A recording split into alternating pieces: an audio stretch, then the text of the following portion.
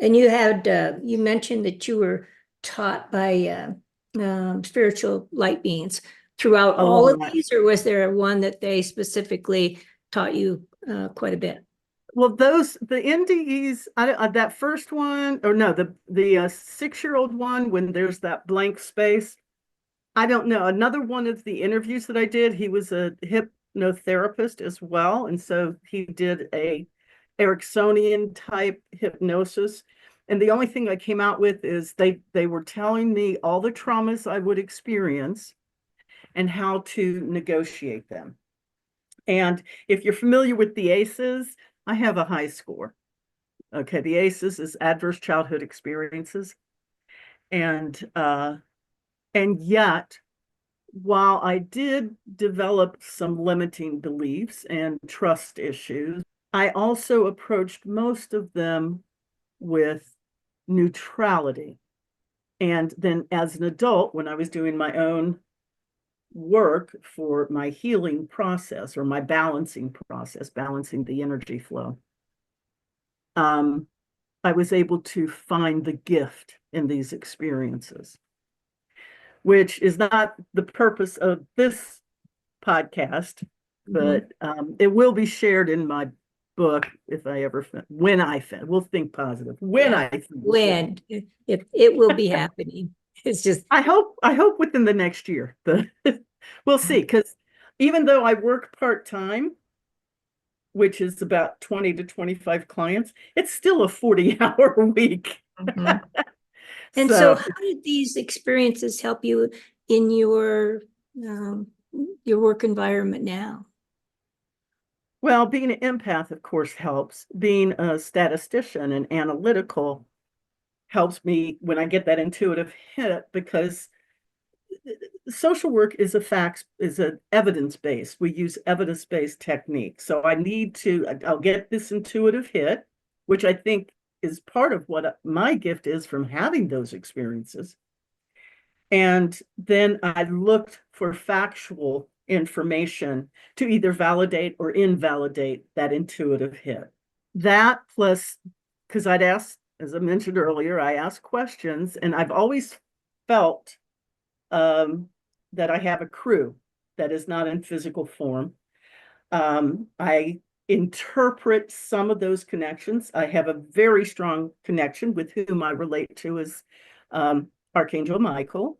Mhm. I also have a connection with Gabriel and um, several others. I don't need to go into details there.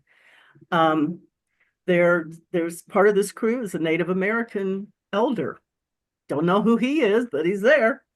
Um, and then there's the light beings, the pure light, which may or may not be the angels. They never told me, so I don't know. And again, I tend to be factual based. It's like, okay, big oval of light, no Mhm. name. They didn't say if they were an angel or this, so I call them oval light beings, Okay. very tall oval light beings.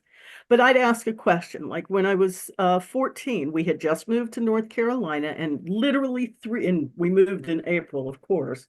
Literally 3 weeks later, the missionaries for the churches started knocking on the door. Come to our church. Ours is the one and only true religion. And because I was right by the door when this happened, I answered it, but I knew something was coming. So by the time the third person, and they all said the exact same phrase, even though they were from different churches, come to our church. Ours is the one and only true religion. And I'm like, my parents make this decision. They go, here, take all this stuff. And I knew it would go straight in the trash can because we grew up Jewish. We're not going to, they were not of a mind to switch. And so the third one, I'm like, Mom, answer the door. Someone's at the door. And she's like, you're down there. You answer it. And I argued for about 2 minutes, and then I just gave up, answered the door. I'm pretty sure this person was a Seventh-day Adventist. And she same almost the exact same words, come to our religion, come to our church, because ours is the one and only true religion. And like I said, I'm a little bit sassy here. I asked questions and I went, Okay. If yours is the one, by definition, there can only be one and only true religion. Now, this person from this church came, this was on a Friday. This person came on Tuesday. This person from a different church came on Wednesday. They said the exact same thing. So, what makes yours the one and only true religion as opposed to theirs? And she goes, you may not know this, but Jesus was Jewish. And I'm like, yeah, actually, I did know that. My background. And she basically goes on to say, so we do this like the Jews do it. That's not the word she used. Yeah. But when she was done and she'd gone through her list of how they did things like Jewish people do it, because Jesus was Jewish, I'm like, so let me make sure I understand you correctly. The closer you are to Judaism, the closer you are to being the one and only true religion. She goes, that's right. And I'm like, no problem. I'm Jewish. So I didn't get any literature from her to say that. But I started thinking about this. Why is it so important? I think this is part of what led me to study psychology. Why is it so important to people that theirs, in this case, religion, but it could be about any subject, is the one and only truth? When the way our brains work, I didn't know that then, but I was fascinated by brains. So I studied everything that came out on the brain. I actually, at one time, was going to be considered being a neurologist until I found out how long that took. And I didn't want to be in school that long. But the way the brain works, I was curious about all that and why emotionally it's so important to people that their perspective be the truth as opposed relative truth to them. And I remembered when I was around, I think, 8 years old, my dearest, closest friend, who I believe was born in this country, but her parents were from Syria. And in the early 60s, I don't remember the year, I'm thinking around 63, 64, something like that. There was the 6 Day War. And I am pretty sure some of her relatives were killed during that war. And I believe because our family was Jewish, but I don't know that for sure. But her parents forbade her to ever see me again. And to little girls, we don't understand that. No. Or boys, kids, they don't understand that unless they've been taught to hate or judge or whatever. But we don't understand that. And that was still, when I was 14, that was still hurting my heart because I missed her. She was a very dear friend. And so I'm asking, just in general, out to the universe, why do people hate and kill over something as silly as religion? And whether theirs is the truth or someone else's is the truth. Well, I know now that is a tool that is used to get people to fight, but it's really about those in power wanting to have more power. Very simplistic way of describing war, but that's basically what it's about. That night I had a dream. The short version, because it was a long dream, lots of details. The short version is I got an answer to that question.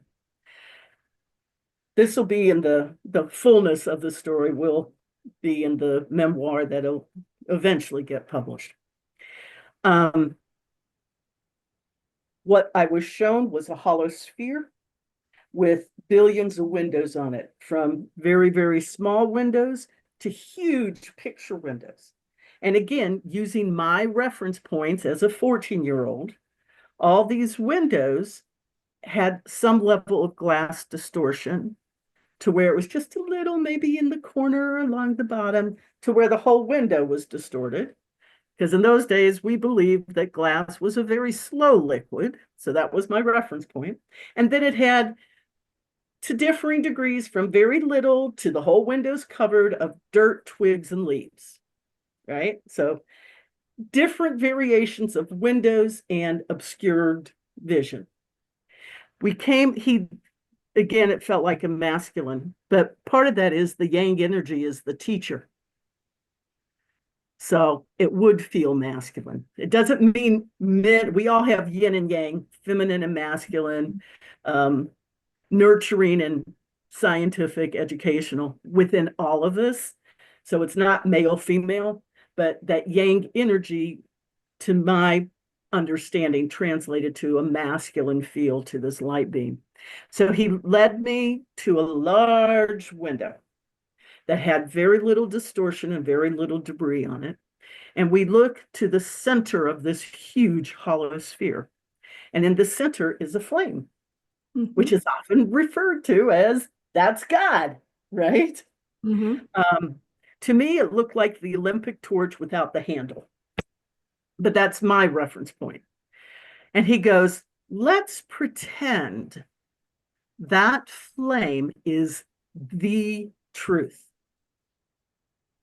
Which one of these windows shows you the totality of that flame? And of course, none of them do.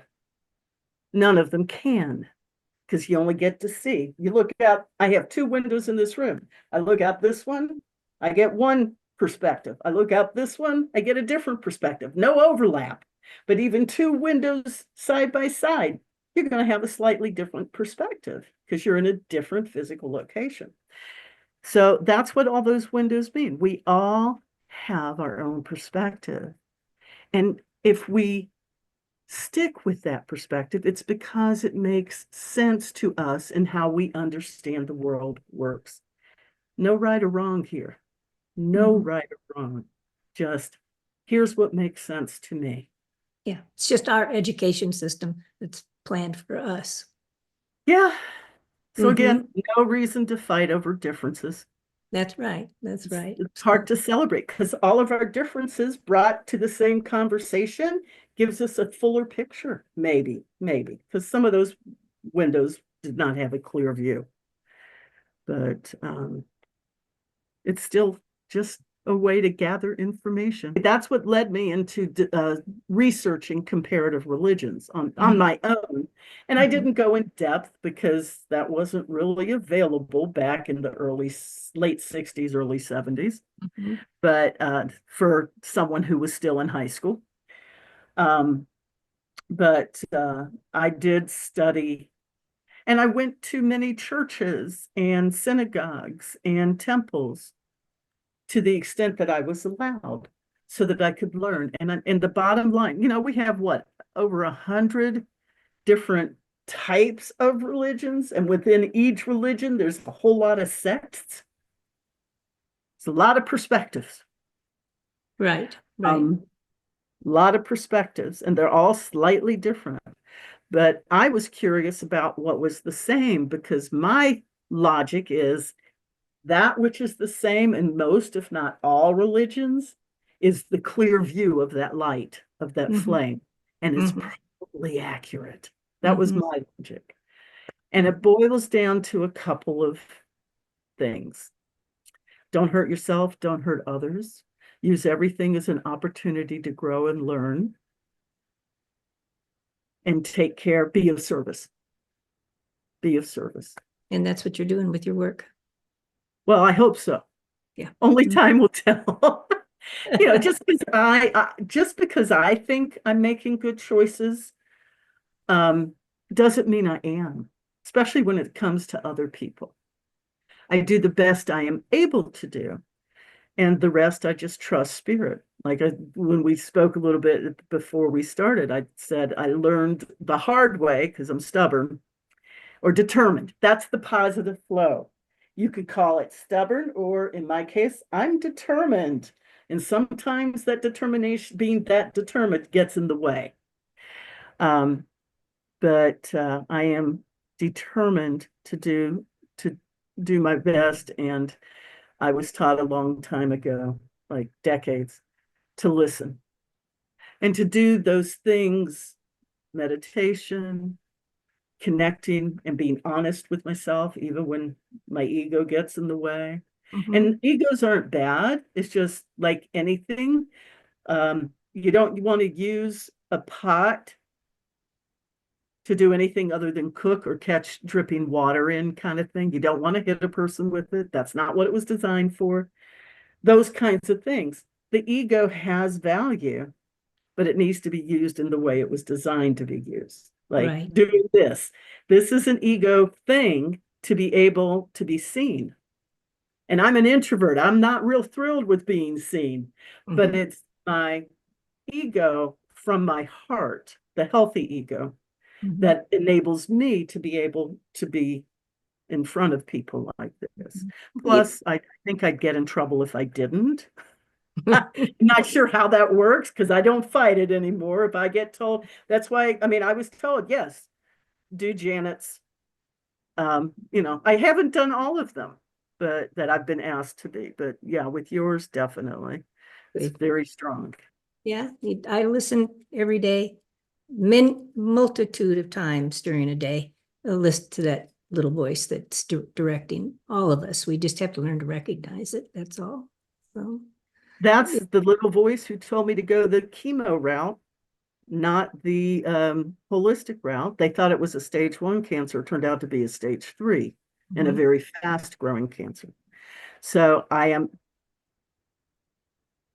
I trust that all the gifts of chemo and radiation that I'm experiencing now, there's a perfection to it. So one of the side effects, just to tell how powerful our minds are and why when we get attached to beliefs and think they're truths, it kind of gets in the way of us being loving of ourselves and others.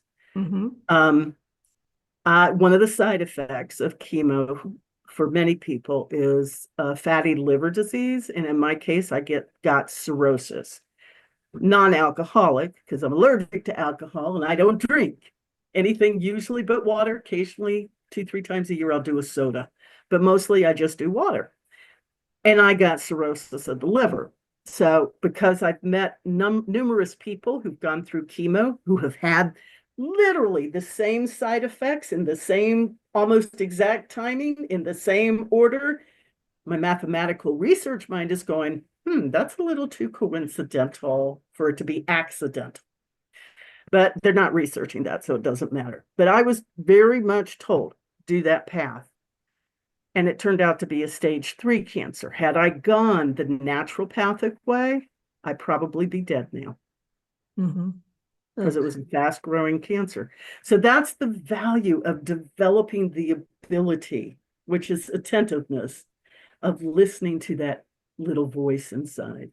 Right. That's the part that's connected to spirit, God, whatever you want to call that energy field. I call it God. Yeah, exactly. That's great. So your journey has been nothing but short of extraordinary. And Well, your experiences and insights have truly captivated all of us, I'm sure. And I'm deeply grateful that you were my guest today. well, So thank you. I'm honored. before, well, thank you. Before we wrap up today, though, is there anything special that you want to give wisdom? You've done that a lot already, but anything special you'd like to have To final words? reinforce, just to reinforce what apparently today's message is, because I go with the flow in terms of what I talk about. Mhm. Um, it seems that today's message is to remember that none of us in physical form know truth. We know our truth, which makes sense to us. If it upsets you or harms you in any way, look at those belief systems so that you can transform how you look at the world, which will bring more joy to your own heart. Yeah, And once you are able to do that, it makes it really easy to share with everyone else. right. There is absolutely no spiritual reason to not love everyone. Mhm. Now, that being said, loving others doesn't mean you got to hang out with them. We Yeah, do have discernment. And if somebody that you come in contact with does not respect you, for instance, this is one of the most common, is not respectful, you can say, I will love you from a spiritual perspective in different parts of town. We're not going to cross paths. Same with work environments. If it's toxic, that's the phrase, you can change it. You can Mhm. go to a different environment. You can pray about it. We have research that shows prayer is effective. Mhm. Yeah, Our own beliefs make a difference in our own health. So yeah, this is the bottom line. What you think is truth is perspective. It's what makes sense to you. And that's wonderful. It is not to be used to hurt others, though. exactly. It's used to help you with your growth. Mhm. Now, Sarah, do you have, would you like to tell the audience how to get a hold of you if they would like to talk to you? Well, the simplest way, because I'm only doing this stuff part-time. I do my social work Monday through Friday noon. So that is committed to social work stuff and self-care, because you got to do self-care always, but especially with this type of work, any service work. So I really kind of only work on Saturdays and some Sundays if people want, and I don't do a whole lot. But the best place to contact me, and if enough people, I'll just a little side, if enough people are interested, I'll start doing probably once a month question and answer sessions so that people can ask questions. Um, I do this work primarily to help others with their growth and learning. So, because it's practical and my website and all of that costs money to maintain and to have the website. Um, I do charge, but I try to charge minimal, like, maybe $5 for a 2.5 hour Q&A session kind of thing. But I'm only going to do it if I have at least 20, 30 people. Um, but you can always send questions ahead of time. I'm going to, once I figure out exactly how I want to do it, which is probably going to be in the next 2 or 3 months, I'm going to start doing weekly videos that you can see on my website. There's some from previous incarnations of the website. Okay, so That, what is your website name? www.bluepantherilluminations.com. So Okay, BLUE, like the word blue, panther, Panther, like the animal, okay, illuminations. I think okay. it So has you'll post information on things that you're doing there so they can. not lately. In fact, I can't even remember how to get into the website, but I'll do that right now. I'm doing things that need, like I'm studying for my clinical license, so that kind of Mhm. has a priority right now to do the Mhm. studying. And then I don't have to do any more studying, which will be nice. Just CEUs. But that website, I have a dedicated email, and if you click on the contact form, that's how you can contact me. Okay, okay. So I will put that link in the description area under the video, the YouTube video, so that the audience, if they do want to reach out to you, that'll be an easy way for them to remember your link. And Yeah, that'd be the simplest way. Yeah. yeah, yeah. Um, Question: am I allowed to promote my book?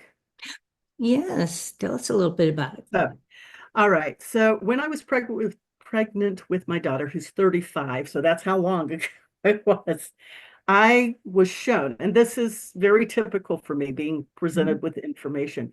I was shown through a dream information related to Atlantis. Now, my interpretation of that information, it's 50,000 years of life compressed into one person's lifetime. It literally is the story how we went from a matriarchal society to a patriarchal society. There's values to both.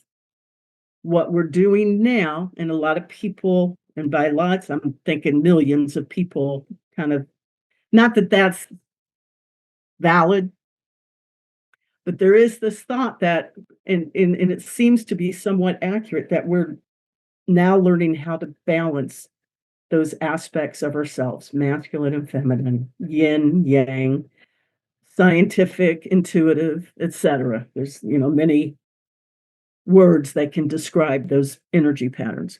The book itself is fiction. It is largely channeled information. I was shown the information. It's actually going to end up being 16 books, is what I've been told. So I think I'm going to be alive for a while because it's going to I take a think while so. to write those books. Mhm. But the first one is out. I haven't had time to start on the second, so I apologize. But the first three books, I was shown a trilogy. The first one is the feminine perspective, female perspective. The second one's the masculine perspective. And the third one is the becoming very aware. Um, it's not accurate, but it's Christ from the feminine side. So that level of wisdom from a female balanced perspective. And using the Atlantis fable, what happens. So the first book is how to heal the damaged female. Second book is how to heal the damaged male. And the third book is what happens if we don't heal it. And the interesting thing to me is that it is kind of going through the world now. There's this big thing about men wanting to control women, women wanting to not be controlled, just all this Conflict. angst, all this angst around that Mhm. dynamic, which is often what happens when we're coming to the opportunity to balance. So the books are to combination. I don't believe in past lives, but I do believe in parallel lives. Past lives require a timeline, which is a 3D construct, so that we can structure things, right? Quantum physics has shown us there is no time. So I just call them parallel lives in that time loop. And so it's to help us remember those times. But hopefully, and this is what I've been told by my previewers, it's a fun book because it is Okay. fiction Mhm. based. It has Well, it's meaning not behind fiction, it. but it has a lot of meaning behind it. So the first of the three books about the feminine perspective has been self-published on Amazon. It's only Kindle. I apologize for that. Every time I try to upload the cover, only the bottom third gets uploaded. And even though I've worked with computers for 52 years now, apparently I'm too far behind to figure this out. So can't get it in paperback form, but you can get it in Kindle. And I sent you the link for that as well, if you want to post it. Mhm. But I'm told it's, if you like adventures, fantasy type perspectives, because we are talking about Atlantis. Yeah. It has many components of that, but it's not for kids. There is some violence um, on multiple levels. There is cruelty, because how can we appreciate love if we don't know what not love is? Right. Right. Well, that's, So if you're not into that kind of stuff, don't read it. I will post it though. I will post the link in the description area as well. So um, now I'll close just by saying to my listeners, I ask that before you go, please subscribe and share and like these videos, and always remember that we must live with love in our life and lift others to be the best they can possibly be. And that's how we individuals can help heal the world and bring it into the light. So thank you for being here today. And don't forget to like and subscribe and come back again for another very interesting speaker too. So good night, everybody. Bye.